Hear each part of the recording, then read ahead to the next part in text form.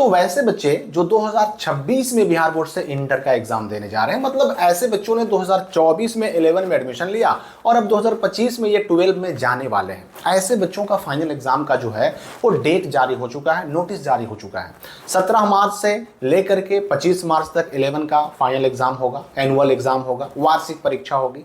और 9 क्लास का जो है ना वो 20 से लेकर के 25 मार्च तक एग्जाम होगा। लेकिन 11th एग्जाम को लेकर के कई सारे डाउट बच्चों के मन में है, जैसे कि अगर किसी बच्चे ने साल भर पढ़ाई नहीं की, 11 का उसने पढ़ाई किया ही नहीं, तैयारी किया ही नहीं, तो क्या वो पास हो पाएगा? और अगर पास नहीं हुआ तो क्या वो अगले क्लास में जा पाएगा? अच्छा, इस बार जो नोटिफिकेशन आया 11th के फाइनल एग्जाम का या फिर 9th के फाइनल एग्जाम का, इसमें जो है ना प्रैक्टिकल की बात भी कही जा रही है कि प्रैक्टिकल भी होगा। तो प्रैक्टिकल का नाम सुनकर बहुत सारे बच्चे कंफ्यूज हैं, कैसे होगा प्रैक्टिकल, हमें प्रैक्टिकल में क्या करना होगा, एग्जाम होगा, कॉपी बनानी होगी, पैसे लगेंगे, क्या करना होगा। अच्छा, बहुत सारे बच्चों का ये भी रहता है सवाल कि 11 क्लास का जो एग्जाम का डेट आता है उसमें एग्जाम के शुल्क के नाम पर, एग्जाम फीस के नाम पर हमारे स्कूल में पैसे मांगे जाते हैं, यानी अलग से पैसा मांगा जाता है। इसमें क्या नियम है, क्या पैसा सच में लिया जा सकता है कि नहीं? और सबसे बड़ा सवाल कि अगर कोई छात्र इस एग्जाम में ना बैठे तो उसका क्या होगा। सारी बातों की जानकारी आपको मिलने वाली है इस वीडियो में, यानी 11th के फाइनल एग्जाम से जुड़ा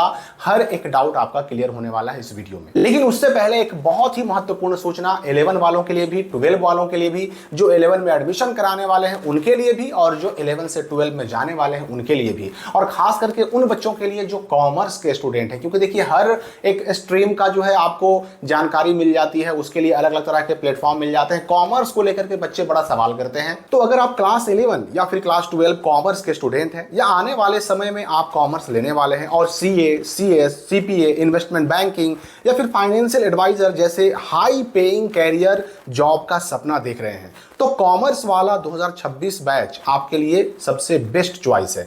तो अगर आप बिहार बोर्ड से हैं और क्लास 11 और क्लास 12 की तैयारी करना चाहते हैं तो कॉमर्स वाला आपके लिए लाया है न्यू बैचेस, परिश्रम और परिश्रम प्रो, उदय और उदय प्रो।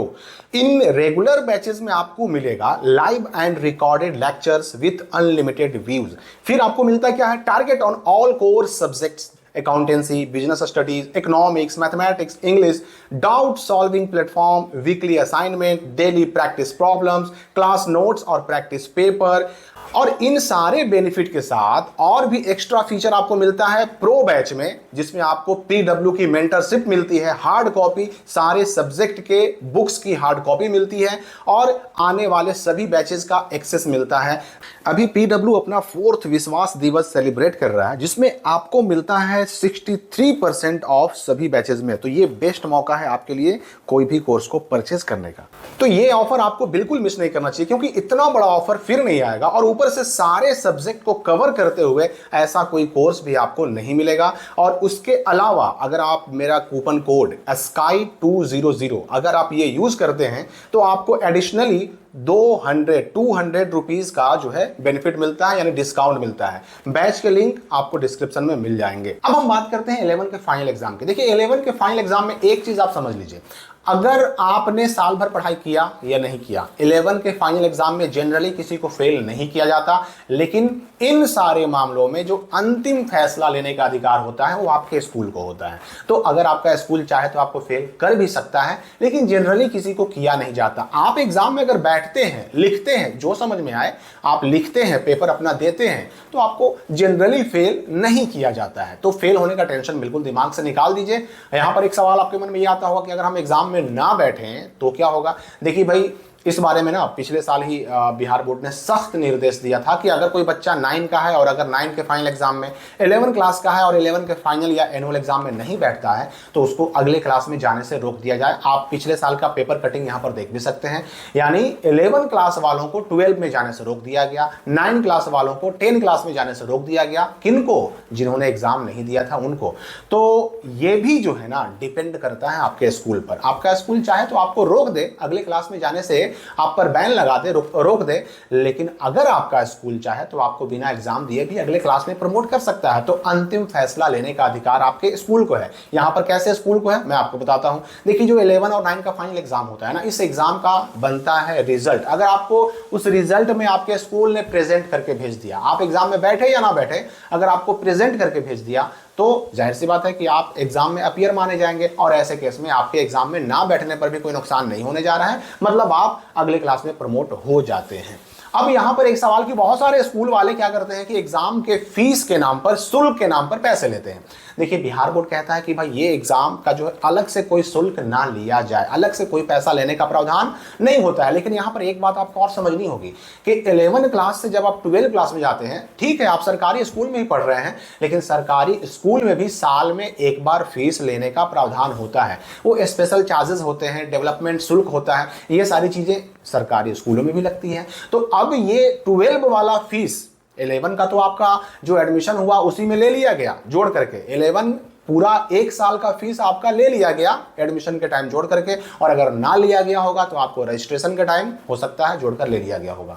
अब आती है बारी 12 की, क्योंकि आप 12 में जाने वाले हैं 11 का एग्जाम दे करके। तो 12 में क्या होता है कि अगर आपका एग्जाम से पहले रसीद कटता है और रसीद काट करके आपसे पैसे लिए जाते हैं, तब कोई दिक्कत नहीं है, आप पैसे दे सकते हैं, क्योंकि ऐसे भी आपको 12 में जाने के बाद पैसा देना पड़ेगा। एक साल मैंने जैसा कहा कि वार्षिक शुल्क होता है, 11 वाला पेड हो चुका है, 12 वाला आपको पेड करना पड़ेगा। 12 वाला एग्जाम के नाम पर अभी ले लिया जाए, या फिर एग्जाम फॉर्म भरने के नाम पर, एग्जाम फॉर्म भरने के टाइम पर उस वक्त ले लिया जाए, लेकिन लिया तो जरूर जाएगा, क्योंकि ये सरकारी शुल्क होता है। अब अगर इस शुल्क को लिया तो जा रहा है पर रसीद नहीं दी जा रही है, फी रिसिप्ट नहीं दिया जा रहा है, तब समझिए कि वो अवैध वसूली हो रही है। उसके लिए नंबर्स यहां पर आपको दिख रहे हैं, इन नंबरों पर आप शिकायत कर सकते हैं बिहार के शिक्षा विभाग को। अगर अवैध वसूली हो रही है तो, अगर कोई पैसा लिया जा रहा है उसका रसीद दिया जा रहा है, तब तो कोई दिक्कत नहीं है, क्योंकि सालाना फीस लगता है। अच्छा, एक सबसे इंपॉर्टेंट चीज की जो इस बार प्रैक्टिकल की बात कही गई, देखिए पहले भी प्रैक्टिकल का जो है जिक्र होता था, उल्लेख होता था। प्रैक्टिकल के नाम पर क्या होगा, 11 वालों का जो एग्जाम होने जा रहा है फाइनल्स में, प्रैक्टिकल के नाम पर क्या होगा, या फिर 9 वालों का क्या होगा।